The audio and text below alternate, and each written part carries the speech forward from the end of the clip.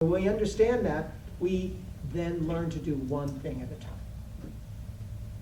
And we know that when we're fully focused on something, and I know you're a filmmaker, Chad, you can't be doing what you're doing if your mind is wandering. In that task, you've got to be fully there to get the best result, right? And generally, when we go into those tasks, we are able in our work environment to be more fully focused because we're outside of the distraction.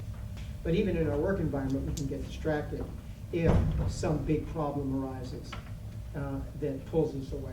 So learning to do one thing is really, at a time, is really important. As that becomes a habit, it becomes a natural way of dealing with every situation that occurs in life. And that's why I said work is worship in a way. Being your full self, bringing your full attention, your full being into that. And if we learn to do it in the tiny tasks, when the big task comes, it becomes effortless and natural. Effortless and natural. But it is a way of being present in the world that we are developing. And that's where the habit takes. So 40 days may seem like a lot of time, but not really. Because when you look at the 30, 40, 50 years we've been on this planet, how long does it take to develop those habits? They've been developing very nicely for 20 and 30 years, and we've been reinforcing those habits all along the whole journey, right? So if you can be consistent about doing something for 40 days, you've established the root habit. And let me give you the second part of that, which is what we call SMART goals. So some people in the business world are familiar with it, particularly in business, but also education, SMART goals. Yeah, People familiar with that? You just gave me a chill, because we just went through this whole e-performance thing at work, and I'm like, trying to disassociate myself from work. Yeah, I hate that. And you said smart goals, I was like, I know, and you want to know something? I have the same response to it. But there are two things that are good about it. That you start with incremental. So it's got to be realistic. Got to be realistic goals. So, okay. You don't start with an hour a day if you're going to meditate and practice. Start with 10 or 15 minutes a day. And you work your way up. Always start with incremental goals. All right? That you can do and you know you can do. So everybody knows that they can put aside 10 or 15 minutes for a meditation practice. And I would suggest 10 or 15 minutes for this journaling or this self-reflection process. But remember, in both cases, what you're really doing is setting the habit that continues throughout the day, all right? And that's what we're trying to establish is that habit, all right? Incrementally, if I go into the weight room and I try to deadlift 230 pounds and I've never been in the weight room before, I walk out with a hernia. And I don't go back into the weight room again, do I? All right? On the other hand, if I'm what I call the weekend warrior syndrome, and that, you know what that is? That's when you don't meditate the whole week, but on Saturday morning you meditate 5 hours. Okay? That also doesn't work, all right? Because you're not establishing the habit of disciplining the mind in a certain direction, all right? So we're using the habit of the mind, which loves habits, becomes mechanical, to create the positive habits that you want. As a conscious being, that's what we're all trying to do, create those positive habits. You've got to unravel it first by identifying the negative habits that you want to get rid of, replacing them with positive. And that was the conversation that we were having about. Can I just add one thing Yeah. real quick? When I took a mindfulness course at one point, one thing that they suggested was also at the beginning or at any time to pick something like a stoplight or something that you encounter Right. a lot. And every time you at the stoplight, you just stop, just make sure you're being mindful, just remind yourself and take a deep breath. And so that was something that I did for a while, and then I kind of fell off of it. But So my meditation teacher said the same thing. Hers was Toyotas. Every time you see a Toyota in Yeah. front of you, just remember just to breathe. yeah, I put my password on all of my passwords, peace, Mhm. but with different numbers for different things. So then I just take a minute to take a breath. Because we're always had those stupid passwords. It's like, That's right, that's right. Exactly, the passwords. Or make the password your point of awakening, all right? So your password is awake. Okay, you know it's in the curriculum. One of the most powerful sayings that really resonates with me is a saying of Emerson. He said, "There is no moment in all eternity more precious than this moment. Right? And then the second part of it is to go through your day. And by the way, this is a very profound spiritual practice that many traditions use, particularly the non-dualist tradition in India, Hindu tradition, and simply ask, am I awake? That's your mantra, am I awake? And how does that work, actually? Because you could actually say apple, peaches, pumpkin pie, if you want, as your mantra. And it would work still if you did it in a repetitive way, because what it does is an interrupter to your habituated reactive conditioned thinking patterns. It becomes an interrupter. That's what a mantra really is, a litany, an invocation, an affirmation, anything you want to call it, because the goal is the same. You're plugging in information to your subconscious, which overflows into your conscious mind and redirects your thinking in another way. And that's what you're trying to do on a daily basis. So when you see a Toyota, fine, okay? But really what the goal is, those are what we call interim goals, all right? Really what the goal is that when it becomes deep, it becomes automatic and subliminal all the time. It's going on all the time. And it is a constant, kind of, if you want to use scientific language, neural pathway that is constantly saying awake, awake, stay awake. And again, not going to happen overnight. My experience, it takes time. But the journey's not about the result, the journey's about the journey and what you're learning every moment of the journey. And that's the important thing to remember. So, we were talking about incremental goals. Okay. Can I ask one question? Yeah. Is SMART an acronym It or is, something? it is, Can but you we don't tell want to me- use that anymore. 'Cause No, Oh. it's fine. Cover your ears. Tell me- SMART means, what's the first word? S is Specific, specific, measurable, yeah, measurable. attainable, or action-oriented. Right, right. Yeah. There you go. These And with a are- timetable. Raise and Timetable. action. Action oriented Mhm. Yeah, and timetable? reasonable, R is reasonable. And we're going to do a version of that today, actually. Okay, version this of is that. week- And then T? Time sensitive. Time. So you have to have, at the end, you have to say, what do I want to accomplish at the end of the day, at the end of the week, at the end of the month, at the end of the year? And again, it's got to be realistic. It's got to be something that you know you can do. And it's got to be something that you want to do. That's also, by the way, not in the SMART goals. They forgot that part. Well, then you wouldn't do because the work. Essentially, They assumed everybody at work wanted to do this. You set yourself up for success. Right. And not failure. Thank you. Yeah. So those are, it's basically just looking at goals in a more systematic way that you're trying to do, and we do need to set them. But my approach to goals is this. My approach is, look, wherever your heart is, that's where your treasure is. These are the words of Jesus. So you're going to set up those goals anyway if you're passionate about this. If you want it, you're going to get it. And you will set up those goals, and that process will happen automatically if you want it. It will. But if you were to break it down rationally, that's actually what happens. You notice that, okay, my goal was too big. What's going to be my first goal? Let's say you're all going to rescript a situation. We're talking about rescripting a situation.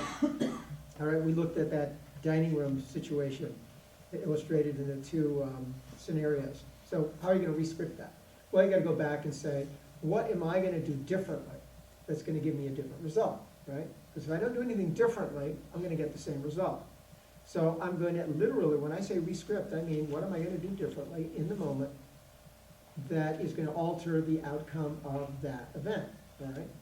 And you can start with very simple things. Okay, what am I going to say? Am I going to just allow whatever comes out of my mouth to come out of my mouth like it usually does? All right?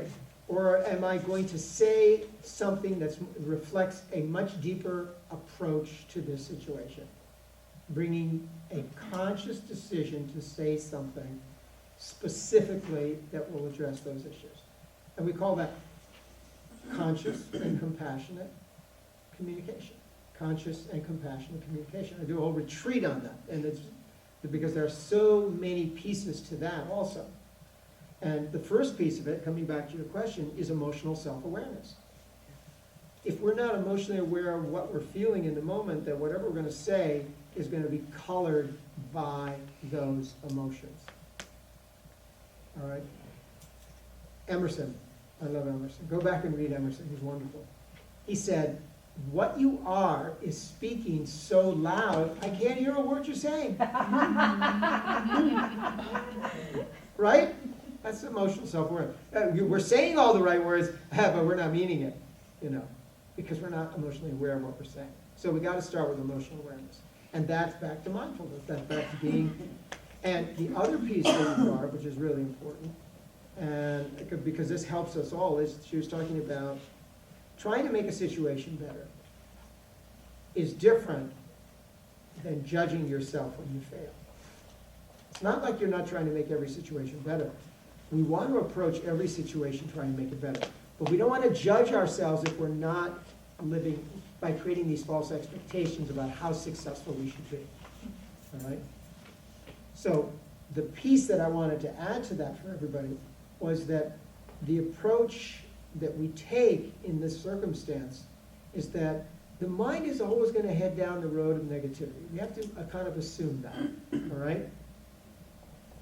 And when we assume that, we have to then realize, okay, if that's the way the mind is going to head on its normal trajectory, then we have to interrupt that, and we have to do something differently, all right? And we have to know that mind, and this is a different approach to, a different paradigm to live in, okay?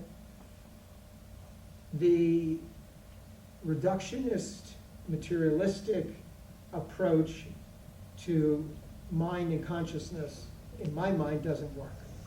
Okay? And there's a lot of now some neuroscience that supports that. The approach that I think works is to understand that consciousness is not the mind. Okay?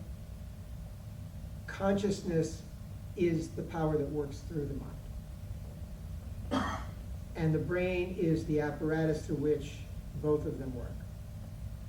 Say that again? Okay, so we are conscious beings. We are not the body, we are not the mind. The consciousness works through the mind, and the mind works through the brain, okay? Which is an apparatus, right? But here's the amazing thing about that, just to digress for a second. People who are in a coma and who have absolutely, they say have zero brain activity, all right, can still be very conscious and hear everything you're saying. And that has been documented. How's that possible? Because we are not the brain and we are not mind. There's a conscious entity that is working through these things. Okay, and I'll give you the books to read if you want to look at the science behind it, because it's important to see the science. All right? So that means that we're going to use the natural habits of the mind and of the neurological way the brain works to our advantage. Right? So if we know that the mind is going to be it tends to be negative all the time, right? Then we have to find counter thoughts that make it positive in the moment. Right? So this is important to understand. So don't judge yourself. That is a negative attribute of the mind. And it loves it, by the way. It gets the habit of judging others by judging ourselves first. When we stop judging ourselves, we actually stop judging others. But we are incredibly critical of ourselves. We just don't admit it. We don't realize we're that way. And what we do is then we project that same critical attitude onto other people. So judging, analyzing, critiquing, let me draw some distinctions. Analyzing, critiquing is one thing. Judging is when you put someone out of your heart. Okay? So we're not talking about being mindless in that sense. We're talking about being non-judgmental. Awareness does not mean you don't see what's happening. Okay?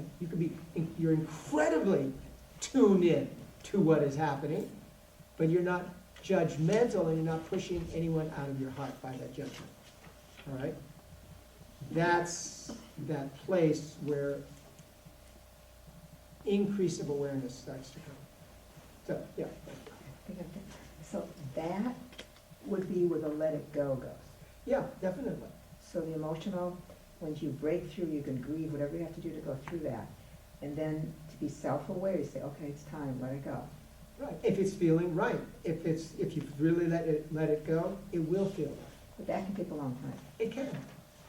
The process, it depends on how deep the emotion was, how long it's been sitting there in the back of our consciousness, unattended to, all right? So I'll give you an image to think about when it comes to thoughts that works for me. Image is, every thought is a guest, all right? That's being sent from the beyond, okay? You have friendly guests, you have angry guests, you have indifferent guests, you have all these guests that are knocking on your door, okay? You need to open the door to each one of them. Invite them in and be very gracious, okay? Be a good host, all right? That's emotional self-awareness. Hi, how are you, anger? How are you doing?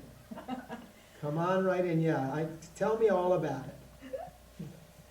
Yeah, and what happens is then that thought is addressed and you can move on. If it's something deeper, then you need to pay attention to it more, all right?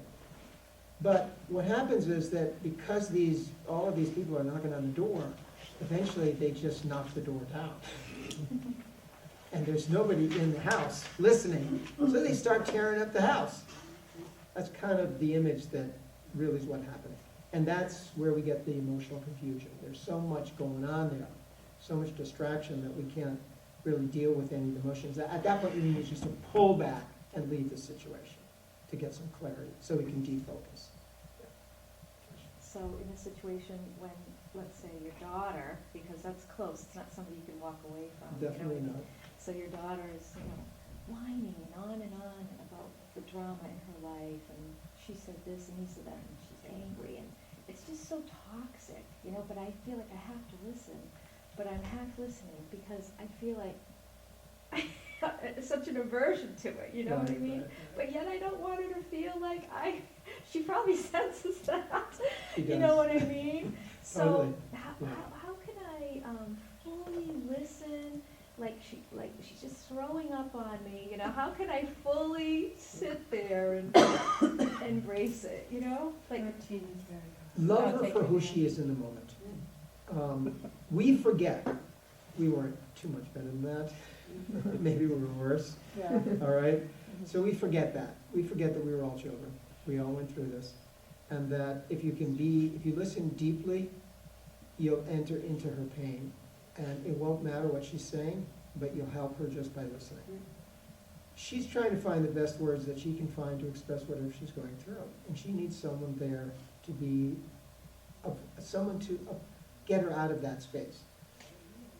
Communion and communication are very closely connected. All right? Communication should lead to communion. And communion is a place where two beings meet in a place of non-judgment. And they connect, all right? But we need to get through that. We need to be present for that to happen. And yes, they may be going through all kinds of stuff. But what happens is most of the time that we're too busy giving advice. We want to give advice, we want to give the answer. And we don't really, it's not about being present with them. It's about giving the answer, let's get done this, we got a busy day to go ahead, and let's get forward, right? But it's amazing if you take 10 minutes out of your day to listen attentively to someone who is really in a challenged place, how amazingly appreciative they are, because nobody's doing it. Right? We're all like ships in the night passing all the time. All of our interactions are very quick. They're not healthy. They're not deep. One of my teachers put it in a poetic way. He said, coming and going, passing each other is not even an encounter. Heart to heart, soul to soul, that is a true meeting. And that's really what we're trying to do in our interactions, is to try to have that experience of intimacy, even if it's only briefly. But if we don't have those intimate moments with people, we get on the circumference of our being. We keep feeling like we're not connected. And the experience of love disappears. Because there's no intimacy, and there's a deep need. Humans have a deep, profound need to connect. It's hardwired into us. Because the reality is, we're already connected. And we're just affirming that universal reality that we're already one. it's very profound because we don't get how connected we really are. We don't realize that we are affecting and being affected by people all the time. You come to a place like this, you're being affected. There's a lot of good energy here, all right? And if you're open, you're gonna soak it in. You're gonna leave here. If you didn't do anything at all, you'll soak up some of that. Question? I was just gonna say, in reference to what you were saying, that I think sometimes the next step for that is that if you know, sometimes when I find I'm with someone who is kind of, like the minute they're present, there's just that guardedness about it, and that you have continually find it difficult to be there, that I think that's a real opportunity to say, okay, what is this evoking in me that's making it so difficult? Do I feel helpless because I don't feel like there's anything I can do for my daughter right now? Is there, what is the emotion that is evoked in us that keeps us from being? And sometimes I think if we can, aside from what's going on for the other person, if we can use that as a breakthrough for ourselves, that can be very significant and really do a lot to change the dynamic of that relationship. Does that make sense? Totally, totally. And you're just going through the very process of emotional self-awareness. What is it that this is evoking in me that is causing me to resist or not want to be present? So you're tuning into the emotional state that is being evoked, that you're not quite clear about, that you want to bring to the surface, that needs to be brought out to be more present for this particular situation. From that emotional self-awareness, the next step is just, I would say, it's listening without agenda, all right? And listening with the intention of being there for the person. So a lot of times our listening has a back, has another agenda in the back of it. And the agenda is we want to get through what we need to get through, and that's the agenda, so it's preventing us from really hearing. So we have to be clear in our intention. All communication should have an intention behind it.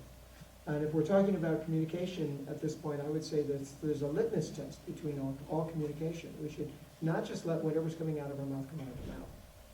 That's the tendency that we have. It's like there's no, they used to do back in the day when you wanted to make a long distance call and you had to get on the operator, right? And then the operator would place the call for you. That seems like ancient history. That wasn't so long ago. Well, in the same way, what you need is we need a little operator. Okay, you want to make a telephone call, you want to talk to somebody, talk to your operator first, check to see if the operator thinks the call is going to go through. And what is the litmus test? I like that. Is it kind? Is it really necessary? And is it truthful? That's just a sample litmus test, okay? You can create your own litmus test, all right, of what you want to let out of this telephone box here. Because we do need to be conscious about that. And no one told us that there should be a litmus test. No, did anyone tell you that no one said that we should be careful about our speech. We know it, but no one's really said, okay, but this is part of understanding how the human mind works. Question? You both have one. Yeah. So, as far as the, you soaking up the good energy, Right. that's great. And I think part of maybe the question, maybe it's what was addressed as maybe being self-aware of your emotions. How do you be there and be mindful with someone without soaking up their negative energy? Oh, okay, I great think that question. is what. Like you feel like you. it's Yeah, like you're you- getting that's what- affected. yeah, get it. Constant. Yes, That's your free. friend. Because you said the box. With 13-years-olds, what are you gonna do? No, we're gonna have to pray now. I'm really sure I did Oh, boy. yesterday that you say, we have parameters, that boundaries, and you Yeah. say, you know what, you can be shitty for 1 hour today. This is your hour to be, Yeah, that works. blah, Get a whole blah, day. blah. You And, can do the For one, 6 hours. yeah, Yeah. try her approach, I like right, that. and then we're gonna be, and that's such a gift to your child too, because it makes them know that they have choices. It's like, we're not, this isn't, we all are responsible for Right. things. That's right. And, Or I think you have a practice after the conversation that feels like it kind of clears you of that energy. And it I can would be very have to. simple. Yeah, I mean, I think that. There's another way Or too. before. And protect there's yourself. another way. And the way that you really, all of the, these are, Empathy. Yes, empathy is the step. But what happens is in any conversation, in any interaction with any human being, the stronger emotional or the more powerful the radiation of that person's thoughts will overpower the weaker. So you, being an adult, should have a much stronger thought forms and should be able to, you should, right? I'm not saying you will. Shoot all over myself. But what you want to do, though, is not be affected by her. So that you don't leave your state. Remember, we're talking about being the son, be who you are, okay? Stay in your presence, stay who you are, and if you stay in your presence, okay, you'll affect her and she won't affect you. And that's really the goal, a lot of what it means to be conscious. It means you affect, you're not affected, okay? And there are plenty of people who demonstrate that. They come into a room, everybody's arguing, they're all upset. It doesn't affect them. And rather, they start spreading this little peace, this energy of peace that keeps going out, okay? You have to be centered for that, okay? And when you're staying centered, you come into that situation. The problem is sometimes we're not centered, we're not focused in that moment. So when we come into that situation, we're off guard, or we're in a weakened state. And we all know when you're tired, don't attempt to do the heavy lifting, okay? At the end of the day, all right? Sometimes you have a choice. When? Biggest mistake, people, sometimes you can't avoid it. But if you have a choice, do it when you're refreshed. When both people are, can hear each other, all right? Regardless of what the situation is. But a lot of times we attempt to, 11 o'clock at night, both people are exhausted, and you're trying to solve some major issue. No, but the fuses are all shot, right? Inner fuses. And that's not the time to do it. Because we're not ready, we can't bring our full self into the situation. So coming back to your question, and I'm not sure, I think there's a couple of people, know your capacity in any situation. Know your limitations in any situation.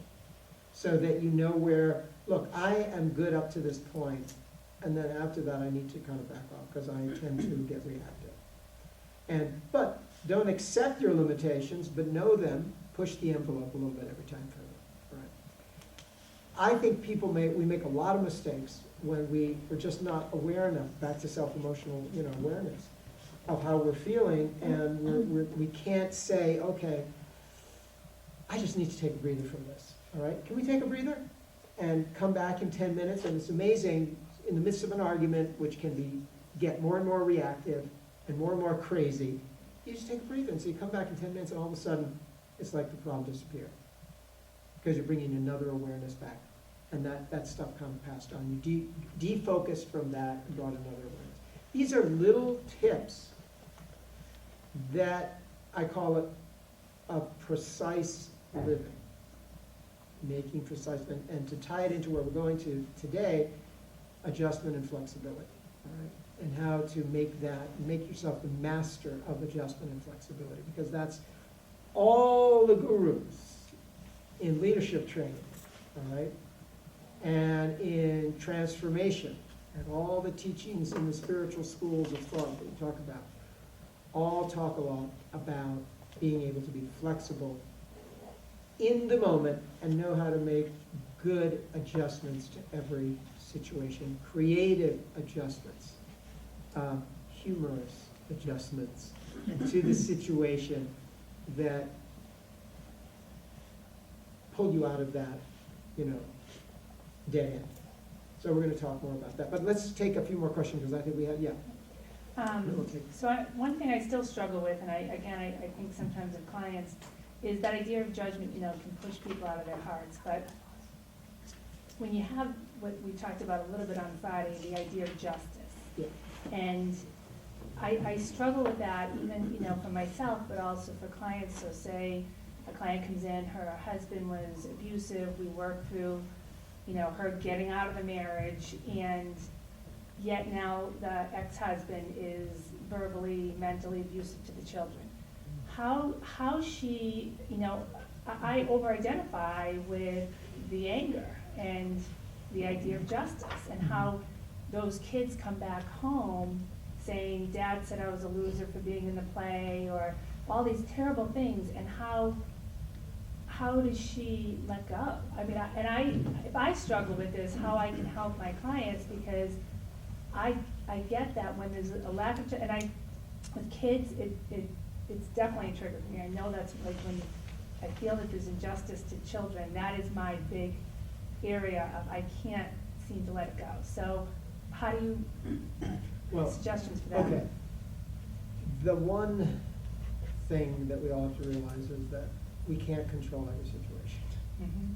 Can't, they're divorced now, right? They're separated, but there's still the issue of the children, which, by the way, is a very common phenomena in separated or divorced parents, the fight over the children or the mismanagement of the children. And so that's not unusual, you know that. Hmm. When one or the other parent is abusive, it is incredibly heart-wrenching for the opposing spouse or whatever the situation is to deal with that. Because it is, we always feel the most for the most vulnerable, which are the children in this case. We also have to realize that's their crime. We have to accept that, look, that's their dad. Whatever his limitations are, whatever his, they have a connection that you didn't create. They were born from that situation. And for whatever reasons, that power has put them together for some reason.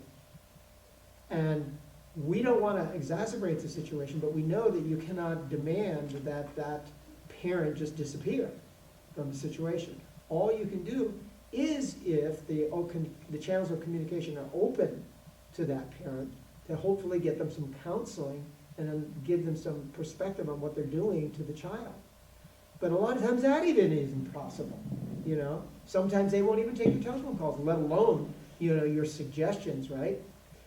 If it gets really abusive, then you have to take it to the next level. If it gets physically abusive, you have to take it to the next level. You have to get an order of protection. You have to do whatever you have to do. You still don't put him out of your heart. But you have to do whatever. That's the part that I have. You a still hard don't put him time out of your with. heart. It's all about justice, right or wrong. But you Yeah, have to do that's whatever the you part. have to do Right. to protect the children, all right? But how do you not put them out of your heart? I mean, I don't know, I'm lacking a bridge there. I really am. How do you not, I mean, because I think you, Because you are them. okay. And it's not your place to judge. I mean, as When, nice as that is. okay, I know, but how do you not judge injustice? I don't know. Yeah. Like, if we don't have some anger towards things, then we would sit back and watch people be hurt all the time. I mean, do you know, like, I think it's compassion that we want to generate, not Right. anger. I agree. I just- Compassion is a different place to be. And when you're coming from a place of compassion, you're taking them into your heart and transforming them from within you, instead of pushing them away. The power of, let's not underestimate the power of compassion, right? And to give you a very powerful statement, when Jesus was on the cross and they're nailing him up there, he didn't say, I'll get back to you next lifetime. I don't recall him saying that. He said, Father, forgive them. They don't know what they're doing. Okay, a lot of techniques to create empathy and compassion. One is to see them as the children that they are. People who abuse were generally abused. Where did they pick it up? Because they were abused. And they developed that, they'll continue that cycle of abuse. And what you're noticing is that we want to stop that cycle, so these children don't repeat that. And to the best of your ability, wherever you can. But compassion will engender him to see that you love him, and that you care for him, and that you're coming from a place of true care and love. Anger will push him away and create distance and probably exacerbate the situation. Are you all right? Yeah, I have to move around, so I don't want to distract you. Okay, fine, that's okay. Feel free to move around anybody. All right? Yeah, Can you expand a little bit on the journaling? okay. Yeah, and this is one of the practices that I recommend. I've been doing it for 43 years, a practice of journaling. We call it a self-introspection process. And what it is, at the end of the day, what I do is I have a journal, and I bought, you buy a nice little journal, something that symbolizes the value of what you're doing. And what I'll do is I'll look at, in several different categories, truthfulness, nonviolence, compassion, selfless service or charity. My areas where I need to improve, where I have failed, and try to improve the next day. Okay? But you do this practice, you gotta do it in a totally non-judgmental way toward yourself, okay? Because there are people who do this practice and they end up, they don't wanna do the practice after 3 or 4 days because they feel so terrible. Why? Because they're hitting themselves on the back, oh, you terrible person, you horrible person. What they do is they reinforce all their self-limiting beliefs about who they are. Instead of doing it, here's how it should be done. You're a gardener. You're out there planting your vegetables, your flowers, right? When you go out there, you take the weeds and just toss them over your shoulder. You don't start to cry over the weed. Oh, you poor weed. You throw the weed over the shoulder and you forget about it because you're gardening. So the negative thoughts are like those weeds. You just pick them out and throw them out. You don't identify with them, and you don't identify with them as who you are. Because the self-pity and the guilt trip that we lay on us is worse than not doing it at all. Because that really disempowers us and really reinforces all our self-limiting beliefs. And it becomes a habit. And it becomes a habit. And it's like, and that's why I pulled out, there's that page of self-limiting beliefs. Oh, nothing good ever comes, This is the kind of, and they're very subtle. Nothing ever, I can't accomplish anything. Everything goes bad, and we go right to worst case scenario. Remember that. Another habit of the mind. Worst case scenario always comes up first. And we go through those whole things. There was, did you get your question? No. Yeah, it was the journaling. Okay. What were I the mean, was it- was that- what were the categories that you? Okay, feel free to create your own category, but here's some of the things that I use. Compassion. Give an example of what you would write down in relation to compassion. Okay, I would break it into 3 categories. And by the way, this is in if you bought the book, Light Upon Light, there's a sample diary form there. Or you call it a diary form or journal, there's a sample journaling form, in terms of categories. Which one is the book? The book that. Light Upon Light. Light Upon Light. Okay. Which there's still copies there if you want that. Compassion, category, thought, word, and deed. Okay. So, truthfulness. And you can get very, very precise about this. Okay, an example of what you would write down for compassion. If I failed, okay. Well, are you writing down positive and negative? No, what you're doing is you're just noting the number of, there's lots of ways to do it, but here's one way. You're noting the number of times, let's say you said something that was not very compassionate. You're noticing the number of times you thought something that wasn't compassionate. Okay? Half the time you're not aware of that. Ah, exactly. Well, So this is That's what it is. So you're That's the gonna- awareness. So you're gonna start to develop that awareness, right? And what So at the happens end is, of the day, you don't remember what you did, how do you, But at the end of the so day. you have to as bring the you journal begin- with you. right, you're a quick thinker. Exactly, and that's what people do. They carry a little note, and so as soon as something happens, they recollect it. Yeah. I even have a friend who developed an app for this. I'm not kidding. He's gonna make $1 million someday. That's a He great did. We app. all So- reached that point. Well, no, he's got it. They've got it already, so just a way to note it, to be self-aware in the moment. But really, the practice is gonna be internalized eventually. Okay. So the outer journaling internalizes over time, all right? And you're doing it all the time. But that takes some time, and not 40 days, a couple of years. And because you're internalizing as a practice. And what happens is that you just don't blurt things out anymore. You think things through, because you're consciously deciding, is this the right thing to say? So it becomes you're using all of your powers of concentration to do the right thing in the moment. And we're getting out of the habituated, reactive, conditioned patterns that drive us insane and drive us crazy.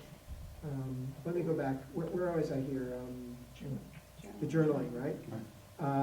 The other categories. Let me go back to that. So, under the category of truthfulness, you could do, for example, falsehood, deceit, hypocrisy. They're all subtle distinctions, they're all under truthfulness. And each one you could do under thought, word, and deed. All right? Under the category of, there's a term we use in Indian terminology, Indian scripture called Neshkam Seva. It simply means selfless service. In other words, and it's closely connected to compassion, but it's different. It's when we fail to help others when we really should. You know, when we really should. Omission, instead of Omissions. omission. These are omissions, right? And you can note that down, but there's omissions in thought too, and there's omissions in deed. Connected to maybe the American or Christian term charity.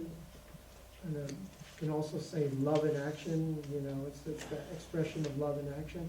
But another category I think important is ego. And looking at it from the flip side, which is humility. Where I have failed to be Or succeeded, right? We're doing both. you can do both, and there's no problem with that, because you want to notice where you're being successful at the same time, but be precise about it. So here's where it worked, and noticing your successes. 'Cause You don't want to write down all that negative stuff and then get in bed. Well, you don't want to write it down in the sense of, you know, harping on it or, you know, but you want to note it. Okay?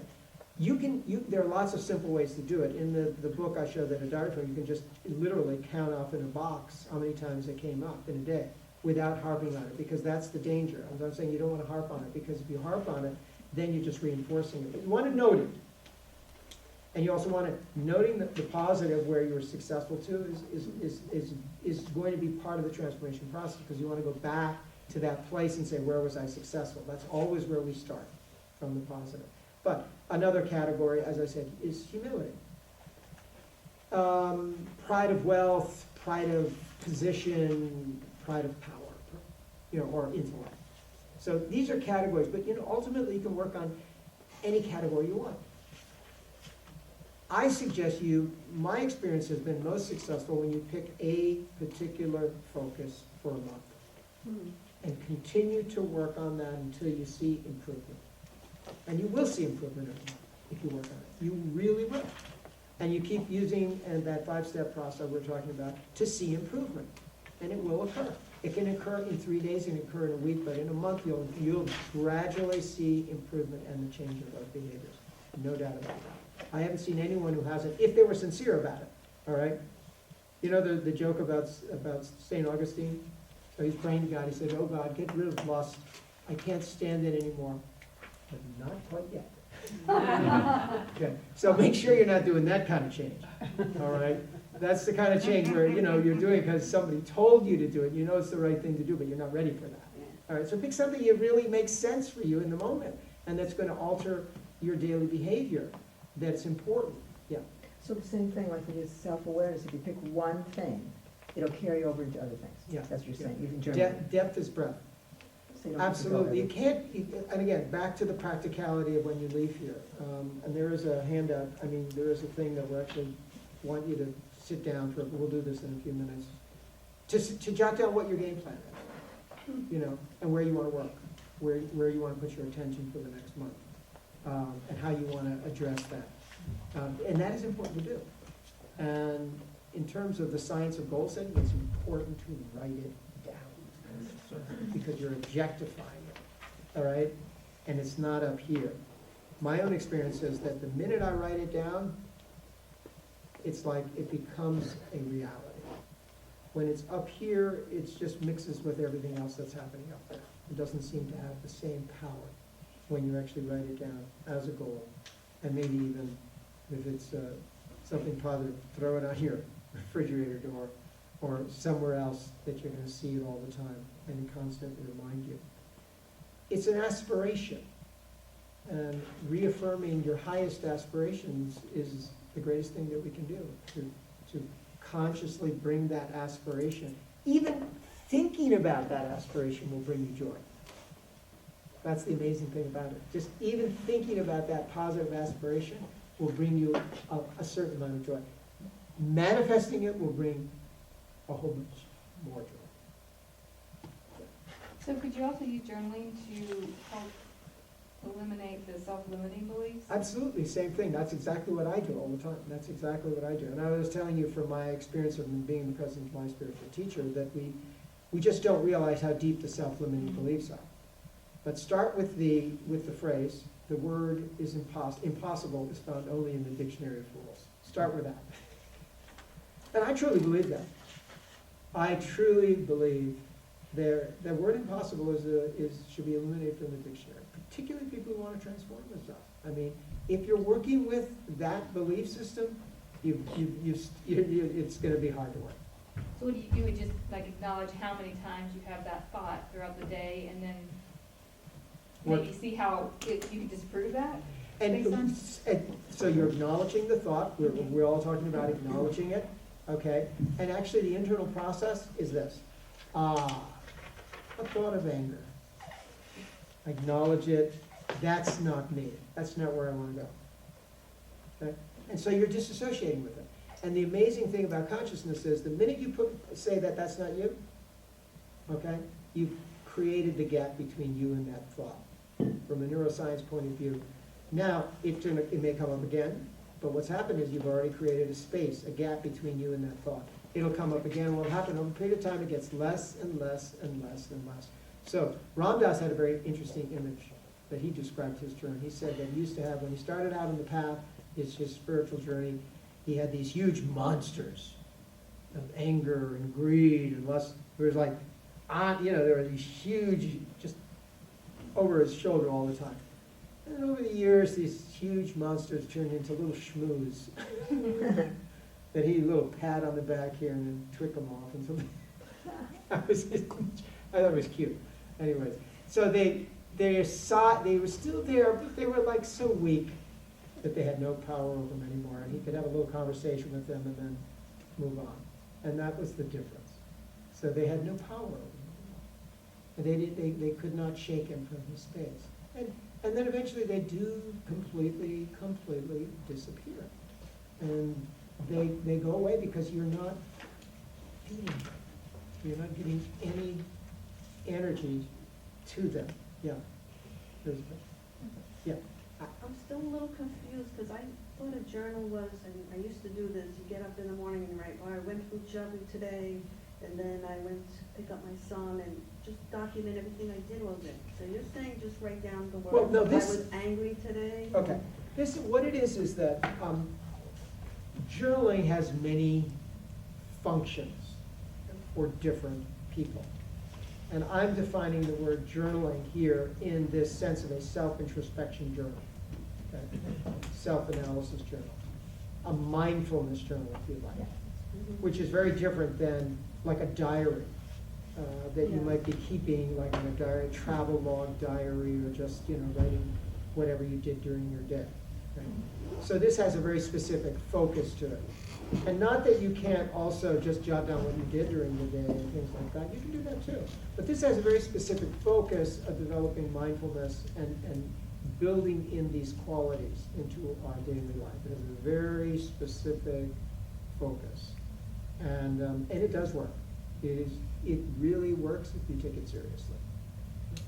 So you could use journaling to get in touch with your emotions. Absolutely, yeah, absolutely. Absolutely.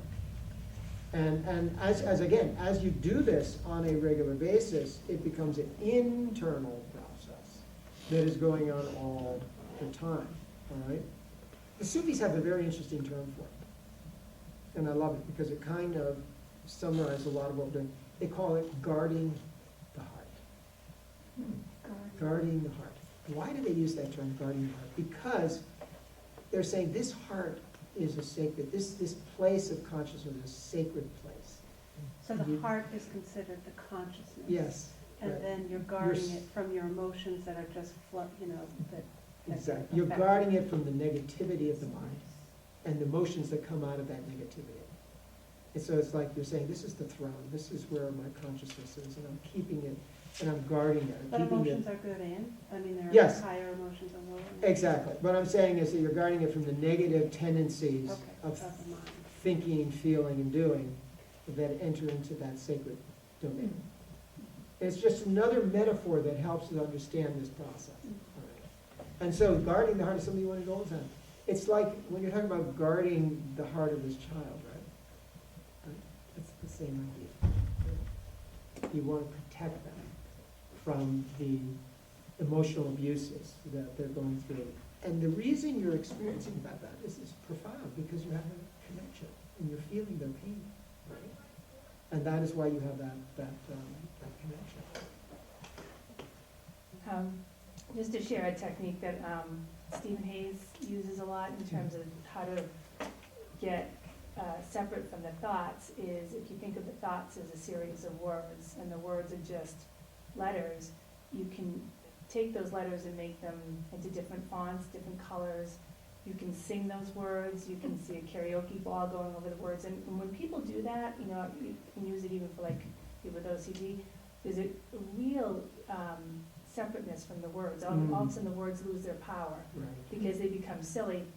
And then, you know, we'll say, like, let's sing those words out loud in a silly way and even dance to it and make movement.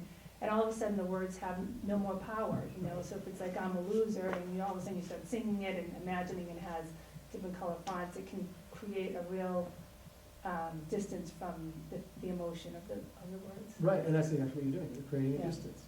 You're making it into a ritual and pushing it away and creating distance between you and it, and so it loses its power over you. Mhm. Absolutely, yeah. I mean, the more you go into this process, the more creative ways you find to create that awareness and that distance. Yep. I went to bed struggling with the same thing that Susan struggles with, and in the course of this conversation, I wonder if Susan not pushing that father out of her heart, or any of us not pushing that extremely challenging person out of their heart, is like going into the gym right now and trying to lift 200 pounds. Maybe, because that kind of resolves it for me a little bit, but I start with more doable tasks, and then maybe years down the road, you can open your heart to an abusive father, or, it seems like heavy lifting to start. And you have to know your capacity, and that's absolutely right. You know, there's a saying, you may start with 99 hypocritical prayers to God. So tomorrow you make it 98. That's it, right? And the next day you make it 97 hypocritical prayers. Eventually you get to 0. It's the same thing. It seems insurmountable. It's the same thing. If it That's seems, actually very helpful, because I Yeah. kept thinking last night, I was praying and saying, I'm unwilling. yeah, There's something about me that has an unwillingness to let this go, and I was thinking it must be that I'm not willing, and maybe I am willing, but I'm still, so find I'm some, one step going in that direction, because I struggle with the justice, so then um, find one step that's in moving you in that direction. yeah, That's incremental and doable and realistic. yeah. All right, and gradually move in that direction. And I mean, you have to apply that to every situation, knowing your capacity and your limitations in the situation, and not overextend. I mean, people who are evenly amazing, compassionate, amazing, they have their limitations too.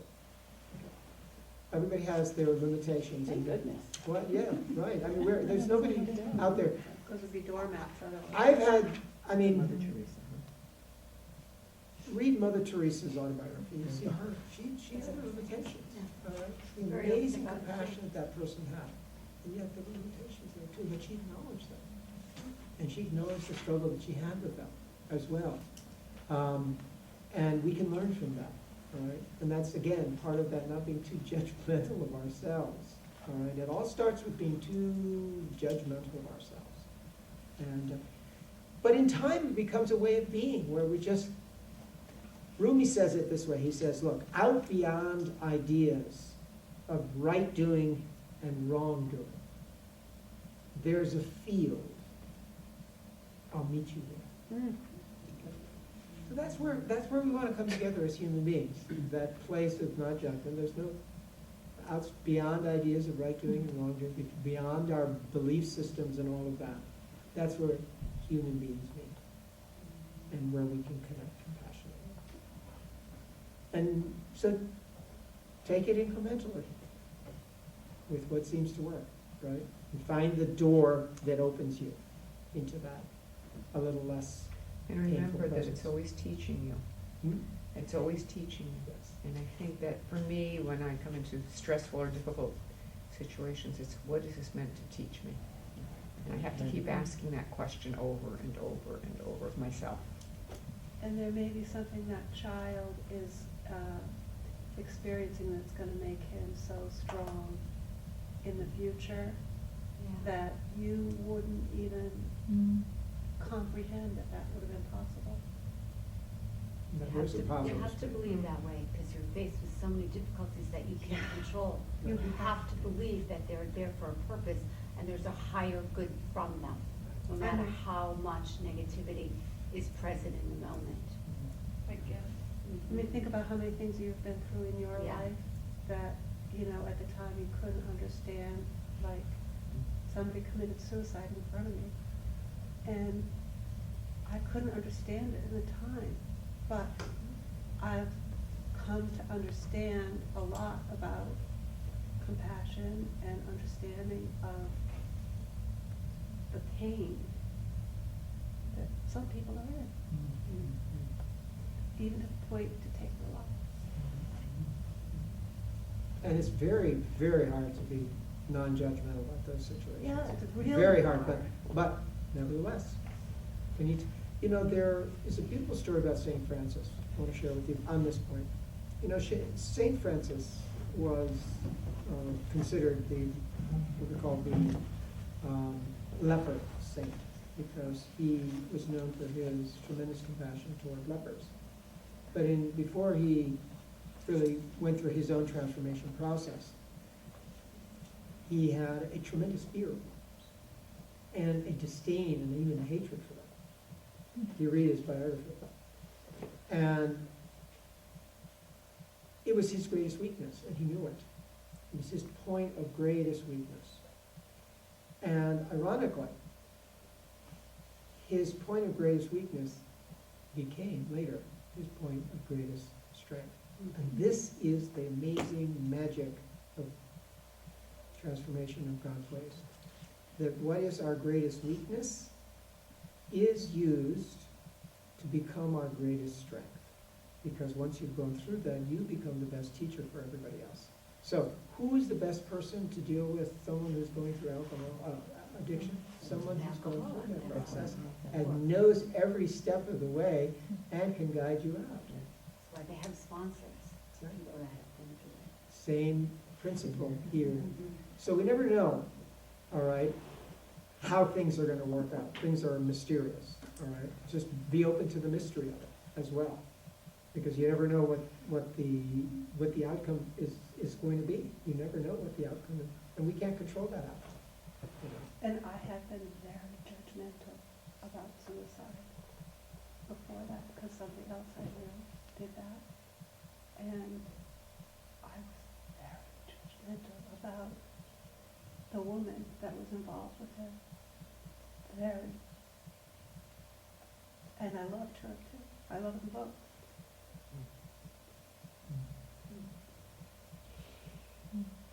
Thank you.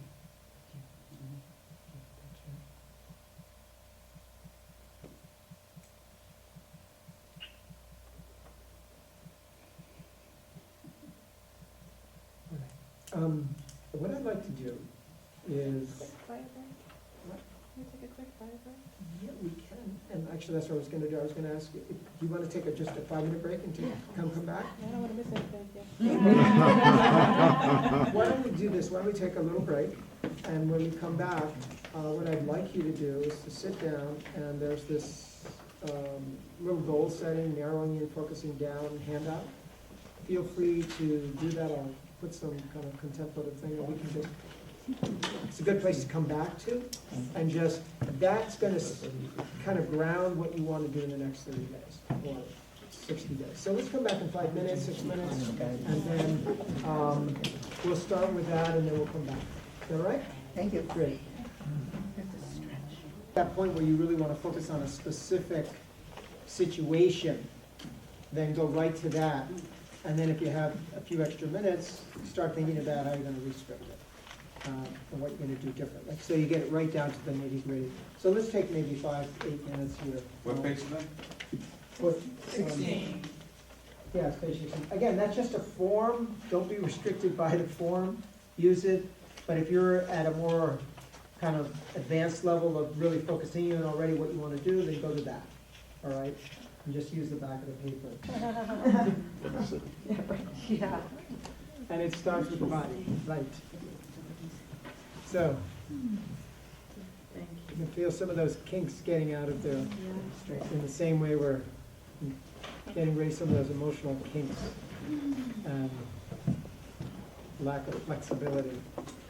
We have a few minutes left. I would just want to kind of go over this last piece of it. We won't have a lot of time to talk about it. I have to leave a few minutes to do some evaluations as well.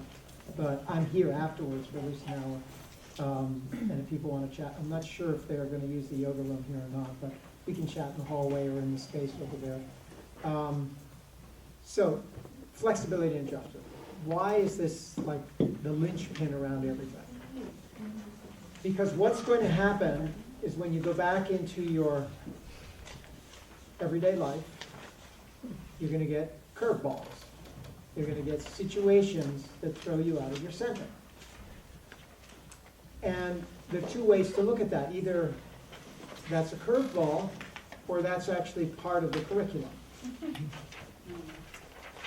And if we change our way of thinking about those situations that seem to be challenging, it allows us to approach that situation with much more mindfulness.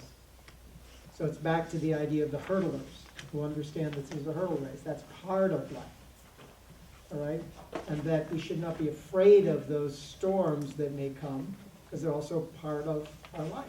And we need to embrace them. When we embrace them, the beautiful thing happens is that we transform them. They become our best teachers, and the place where we become most aware and most conscious. So we call them into our presence, and that's where the teachings become alive, because that's where we're most challenged, and that's where the greatest learning also takes place, because we're most challenged, we're the most out of our comfort zone in those areas. And the important thing is just to stay present in those moments and stay in an intuitive place where you're listening instead of reacting. So that's really important. Let me share with you a couple of things to think about. Even on a pre-programmed flight, computerized flight from New York to London, it's said that they make 64 different adjustments in the flight plan just to get, on a pre-computerized flight plan from New York to London. 64 adjustments have to be made, all right? And that's the pre-computerized version.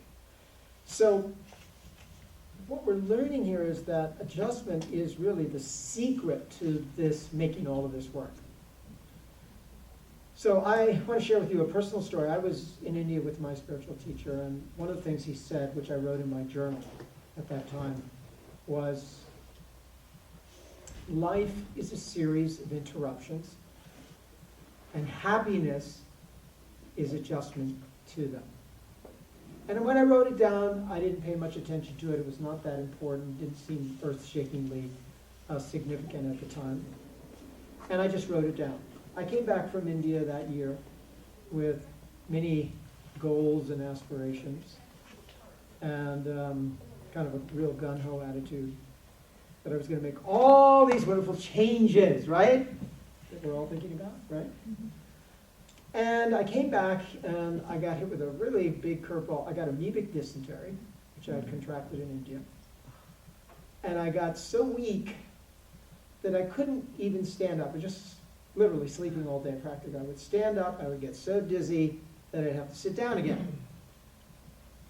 And so all of my goals, all of my aspirations, everything out the door, all right? All of those high hopes. And it continued that way for about 2 or 3 weeks. I could eat, but it wouldn't stay in me, just literally liquid the whole day. So I kept getting weaker and weaker. Nothing was working, no medication. Amoebic dysentery is, you don't want to get it, all right? Because it's incredibly hard. I know people who still have it, and after their first trip to India, they still haven't gotten rid of it. Very hard. Sitting down, actually, reflecting on everything that I thought was supposed to happen and didn't happen. And the words of my teacher came to me. Life is a series of interruptions and happiness adjustment to it. And I realized this was the teaching, that I needed to see this as part of the curriculum. I needed to see this as the teaching, and not what I thought was going to be the teaching. And I needed to adjust to that in the moment and make that part of my journey, to make that sickness as part of my journey. And it was amazing. As soon as I had that, there was like an aha moment. There's that, like, okay, ding-a-ling, I got it. And almost within a week, the dysentery disappeared. I didn't take any medication. I didn't do anything. And amoebic dysentery doesn't disappear. So I considered it a gift from God. That I understood that, from now on, don't push anything away. It's all part of your life. It's all part of the gift. It's all part of the teaching. And to adjust to that, to realize that's the teaching, that's the adjustment that we have to make was profound for me. Because at that point I realized that then there aren't really any problems anymore. There are just different challenges and opportunities for growth. And some of you may know that in the Chinese characters there's a word for danger. And it so happens that the word for danger, the character for danger, is actually the same character for opportunity. So, in the same way, it's those spaces where we are most challenged that become our greatest opportunity for growth. And if you want to go even further with that, all right, then we realize that those are the specially gift-wrapped packages, and those are the ones that actually take us out of our habituated reactive patterns long enough for us to evaluate and check and see where we're going. It takes a shock sometimes in our daily routine to get us to rethink our direction and what we're doing. Sometimes it takes a crisis. My experience has been that most people, it takes a crisis to do a major life shift. It takes a crisis because we fall into the trap of the mind, which is the habituated, reactive, conditioned thinking patterns that we've created, and those things just have a life of their own that they continue. And so when those events come to us, all right, we have a different approach to dealing with them. And that's the essence of mindfulness. That we're not going to judge that event, what it's happening. We're not going to say it's the most, we may have to make sacrifices, we may have to make changes in our life, but that's the secret. Is how do you creatively adjust? And interestingly enough, neuroscience supports this now. You can read the latest research in neuroscience that says that people who had severe brain injuries or even spinal injuries and told they were never going to walk again, or they were never going to have this ability again.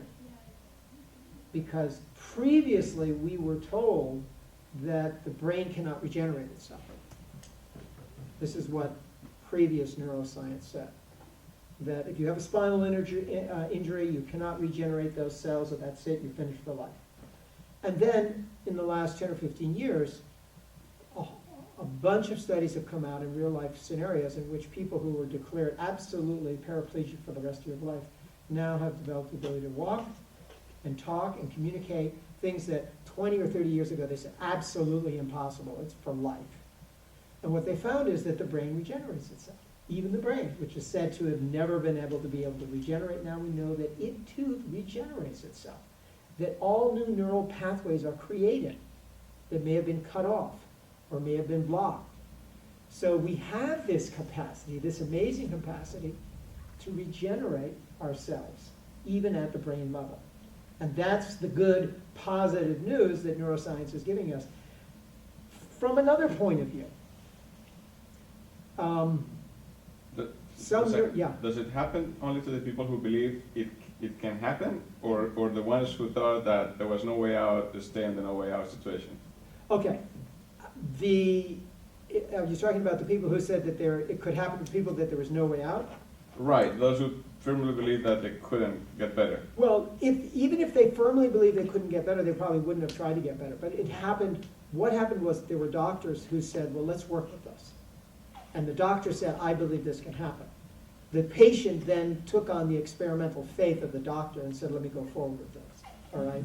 And the patient naturally was not in a disbelieving state because the patient had everything to gain from this experience.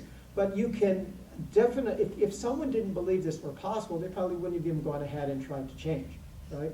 And they had to really work at all kinds of muscular exercises to regenerate these places in the brain that would make the reconnections and the neural pathways work again. But I would say the conditional faith is that you start that it can happen. And then those doctors went on to prove that these cases exist, that real change can occur even in the most severe brain damaged cases. And that's what has changed the neuroscience about it. So I guess the answer to the question is, you need the conditional faith to go ahead at least with the experiment and put the effort into it. All right. And there was effort involved in this. What's interesting is that you usually separate the spiritual and the medicine, Yeah. the Eastern and the Western, and in this instance that you're talking about, they've come together to be complementary to produce that. Yes, That's exactly. fabulous. Yes, they've come, and a lot of what neuroscience is saying now has actually is kind of linking up with what some of the great spiritual teachers and traditions and great thinkers have been saying. And the neuroscience is catching up with us. And that's one example. There's another part of that that's very interesting, though. They've also done a lot of research on what are some of the qualities of a genius, all right? And one of the things they found was, interestingly enough, is that the person who's a genius has this amazing ability to be flexible. That they always think out of the box. They're solution oriented, all right? And so they never take no for an answer. No is not a possibility in their way of thinking. Because what happens actually, from the neuroscience point of view, is that the more neural pathways that you create, right, the greater the learning. Because the learning can only take place as you're creating new neural pathways. So what happens with most of us at the end of our college or MA or whatever career, we stop creating new pathways. And we just stop learning. And what they found is that those people who continue to create neural pathways all the time, literally on a daily basis, that's the quality of genius. So Einstein, and they talk about, in the Superbrain, they talk about Einstein as one of the models of that. So he was horrible at math. Horrible. One of the worst mathematicians you talk about his life. But he had this insatiable curiosity that never taking no for an answer, and kept looking for new solutions. So he's always in that realm of the possible. And as a model of the brain, that's the model that we want to use. That there are always solutions out there. We just have to be flexible and keep thinking and be open. And that's where those toxic beliefs have to be tossed out. That click in there just when you're coming to the solution for something, all right? And say, oh, I give up, right? So genius is another name for flexibility and adjustment. And I think if we're around creative people who are very creative about how they approach life, we found that you can always find some creative solution to something. There's always another way, another brilliant way of doing things if we stay open long enough to the process and allow it to happen. And that's what is the kind of the thread between all of these things that when we go back to not forget. To learn how to adjust to the circumstances, keep that, whatever that event is, and keep it in the curriculum. It's not outside the curriculum, it's in the curriculum. It's part of the journey, it is the journey. And we shouldn't be afraid of it, we shouldn't push it out. May I say one Yeah. thing just quickly? Julie, I was at one of the lectures over the past week. I've been here doing another class, and I went to one of the evening programs, and I don't even remember, it had to do with Kundalini yoga, something I don't know a lot about, and the woman who was speaking that evening, she was talking about some things and life issues and stuff, and she said that one of her teachers had said to her one time, she came in and she was talking about the problems and da-da-da-da, and her teacher said, "You have just the right number of problems." The sweetest, most beautiful and compassionate thing to say, it's just, you have just the right number to get you where you need to go. And, instead of like it being such a, so excuse me. No, and humor is always the best way It to is, look at it's so things. sweet. Yeah. Beautiful, thank you so much. Yeah. Any thoughts and comments? Questions, revelations? I just learned something about how the brain works, and it, somebody explained it to me, like, your brain is always trying to find solutions, like that is what our brain does.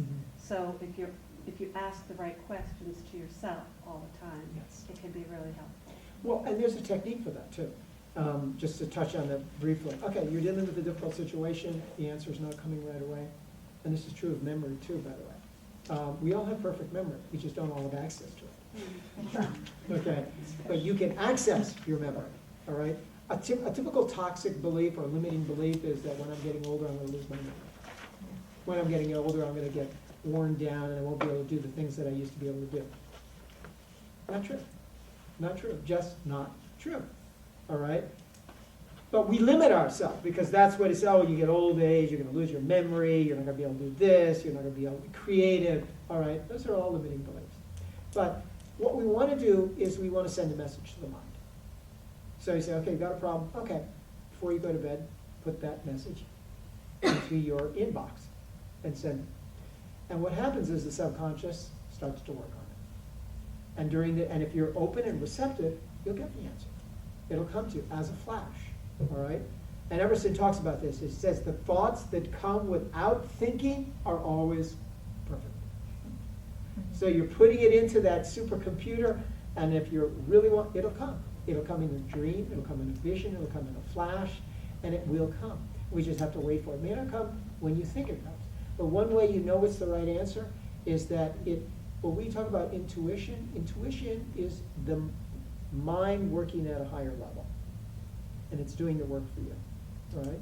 You're not analyzing it. You're just being receptive to that conduit. You put the message in and it'll come. And we know what it tastes like. It has a unique taste and feeling to it. It comes as a flash. There's a moment of brilliance with it. There's joy, there's peace with it, and you can taste it. You can taste it. It's a unique feeling.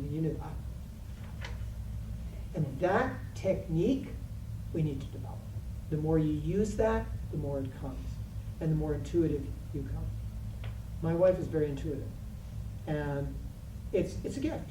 It comes from years of meditation. It comes from years of working on yourself.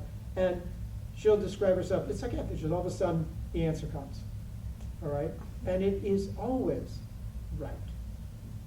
It's always right. No one would ever say that.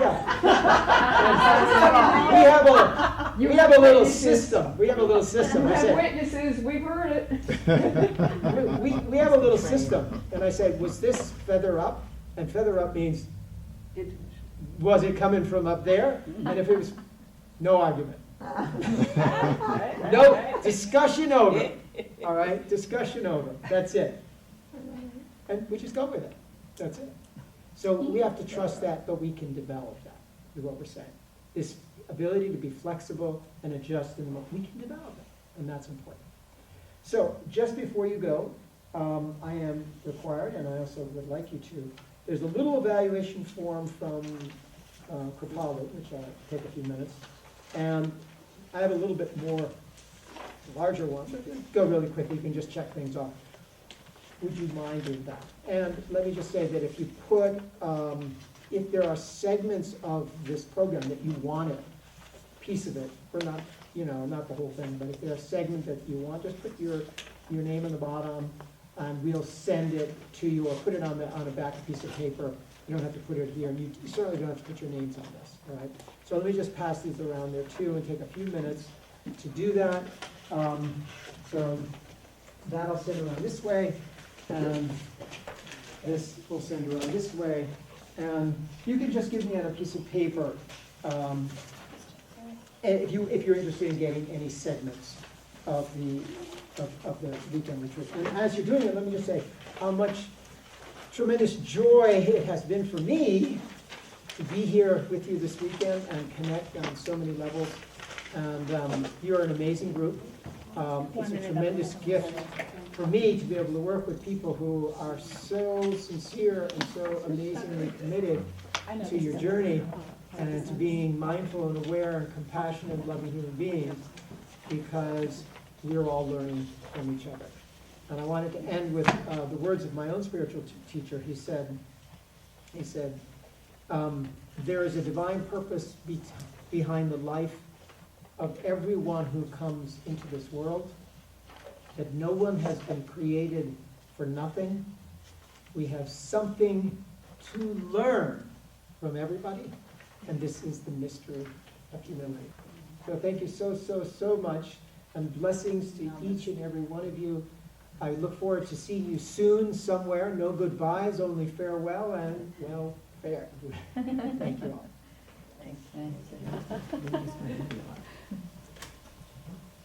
Begin to live your life according to your aspirations and step forward towards your chosen goal. Life is not worth its name unless we meet the challenges of the times. Play on the instrument of your heart, even if it be broken. This sleeping world will surely awaken, but first you must arouse your own sleeping hopes and desires.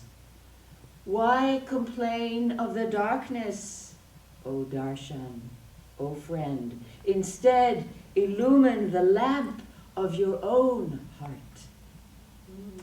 Beautiful.